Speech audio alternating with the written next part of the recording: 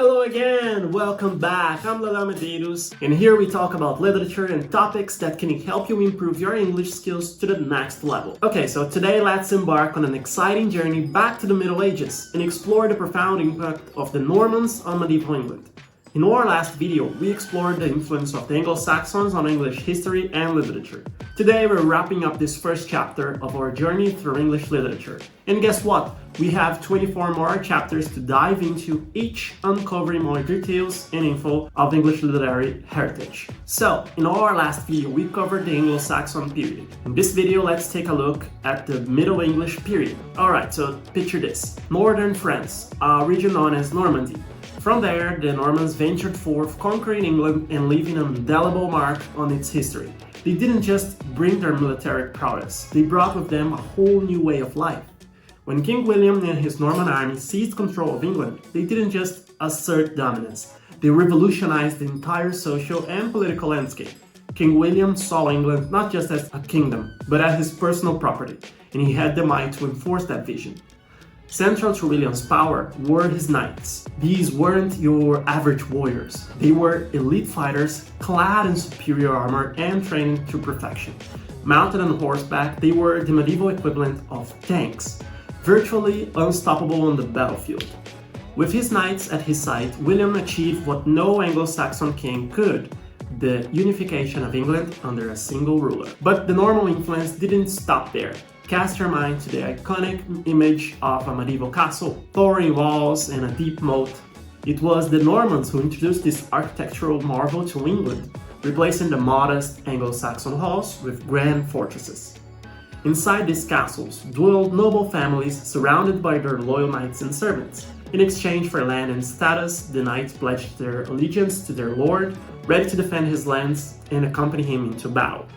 And in turn, the nobles owed their loyalty to the king, who governed the realm and settled disputes among his subjects. This intricate web of loyalty and obligation defined the feudal system, a hierarchical structure where each member of society knew their place and role.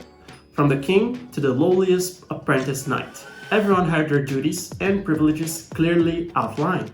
Now, let's venture beyond the castle walls to uncover the intricate social fabric of medieval society. Outside the majestic castles, the vast majority of the population lived a starkly different reality. Meet the serfs, the backbone of medieval society. These hard-working men toiled the land, providing food and services to their lords in exchange for protection. But life as a serf was far from easy. Bound to their masters' fields, forbidden from owning land or leaving their estates, their existence was precarious. And when the plague struck, it spared no one, master or serf alike. Among these secular social orders stood the formidable presence of the church. From the Pope in Rome to the lowliest parish priest, the church wielded immense influence, often rivaling that of kings. Conflicts between secular and ecclesiastical powers were not uncommon. Take, for instance, the infamous feud between King Henry II and Archbishop Thomas A. Becket. Even the mighty king bowed before the authority of the church. But perhaps the most enduring legacy of the Norman conquest was the linguistic divide that persisted in England for years. While the Anglo-Saxon population spoke their Germanic tongue, the Norman nobles spoke in French. Among this linguistic confusion, Latin emerged as the official language of the land, used widely in schools and by the church. Now, let's explore the world of medieval literature, a realm where tales of chivalry and heroism reign supreme. Within the majestic confines of the castle, nobles and ladies immersed themselves in romances, grand narratives of knights and their noble quests for love and honor. At the heart of these tales lies the legendary figure of King Arthur and his illustrious Knights of the Round Table. But who was the real Arthur? Historically, he was a 5th century British king who valiantly resisted the Anglo-Saxon invaders. Yet, in the romanticized tales of the High Middle Ages, Arthur embodies ideals of wisdom, pity, and chivalry. From his sumptuous castle, he dispatches his knights on daring quests, rescuing damsels in distress and seeking the fabled Holy Grail. Meanwhile, beyond the castle walls, a different kind of literature thrived among the common folk. In the peasant villages and fields, songs and ballads told stories of love, loss, and rebellion. Among these tales, one hero stands out: Robin Hood, the legendary outlaw who defied Norman tyranny in Sherwood Forest. As languages evolved, so too did the literary landscape. The blending of Old English and Norman French gave rise to Middle English, a language that closely resembles today's modern tongue. And it was in this vibrant linguistic background that one literary luminary emerged: Geoffrey Chaucer. Born into the bustling streets of London, Chaucer was no stranger to the vibrant world of medieval life. From humble beginnings, he rose to prominence, serving as a soldier in the Hundred Years' War and later as a diplomat for the king. But it was his travels to Italy and France that truly shaped his literary vision. Immersed in the rich traditions of medieval literature, Chaucer borrowed plots and techniques from his continental counterparts, paving the way for English as a literary landscape. Yet, it was in his magnum opus, the Canterbury Tales, that Chaucer's genius truly shone. Through a colorful cast of characters, from noble knights to humble millers, he painted a vivid portrait of medieval society. As the pilgrims make their way from London to Canterbury, they regale each other with tales of love, lust, and laughter.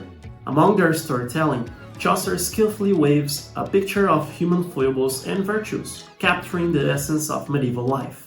What makes the Canterbury Tales truly remarkable is its depth of characterization and its insightful commentary on human nature.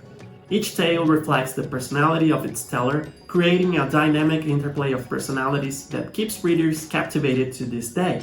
Now, despite the vivid portrayal of characters that could easily fit into today's world, Chaucer remains deeply rooted in the medieval era. The pilgrims, with their irreverent banter and ribald tales, embody the spirit of their time, both gritty and humorous, reflective on the human condition in any age. But among the jokes and laughter, there lies a profound undercurrent of spirituality. The purpose of their journey, let's not forget, it's not merely a physical pilgrimage to Canterbury's shrine, but a soulful odyssey towards eternity, whether to the gates of heaven or the depth of hell. It's a reminder echoed by the wise parson among them, grounding their earthly travels in the context of a higher spiritual quest. For Chaucer and his literary compatriots, life was more than just a series of tales. It was a journey with a celestial destination, a notion that resonates powerfully through the pages of the Canterbury Tales. So, as we delve into these timeless narratives, let's not only revel in the colorful characters and captivating stories, but also ponder the deeper existential questions they raise. After all, it's this blend of earthly realism and spiritual insight that lends enduring meaning to Chaucer's masterpiece. Now, when we look at the landscape of English literature during Chaucer's time, we see that opportunities for women to gain recognition were incredibly limited. That's not a surprise. But there is one remarkable woman whose work has endured through the centuries, offering a profound contribution to English literary and spiritual life: Julian of Norwich. Born around 1342 and living until about 1416, was an English anchoress and a significant Christian mystic. While she didn't write in the same genres as Chaucer, her writings hold immense spiritual and literary value. Julian's major work, Revelations of Divine Love, was written around 1395, is the earliest surviving book in the English language authored by a woman. In this work, she recounts her mystical visions and provides profound theological insights. Julian's work stands out for its deep theological reflections, compassionate tone, and her groundbreaking ideas about God's love and the nature of sin and redemption. Her vivid descriptions and lyrical prose make her theological explorations both accessible and engaging.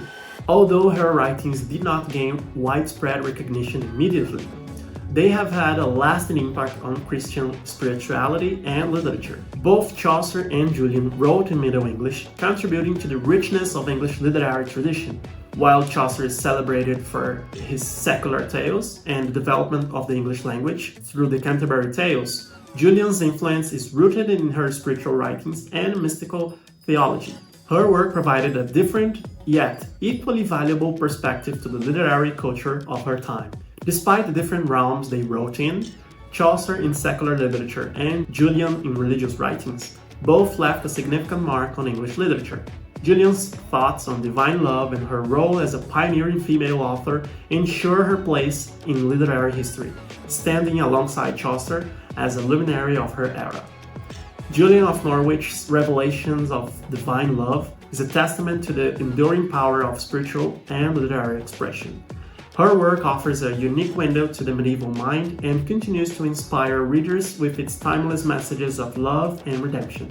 Okay, so as we continue to explore the rich landscape of English literary history, it's crucial to recognize the diverse voices that have shaped it. Julian of Norwich, with her spiritual insights and poetic prose, adds a profound layer to our understanding of medieval literature. If you're enjoying this journey through English literary history, don't forget to like this video and subscribe to the channel for more fascinating insights. Your support helped me bring more content exploring the incredible depth and variety of the literary heritage. Stay tuned for more exciting episodes as we delve deeper into the stories and lives of the remarkable figures who have shaped English literature. Keep exploring and learning. Thanks for watching, and until next time.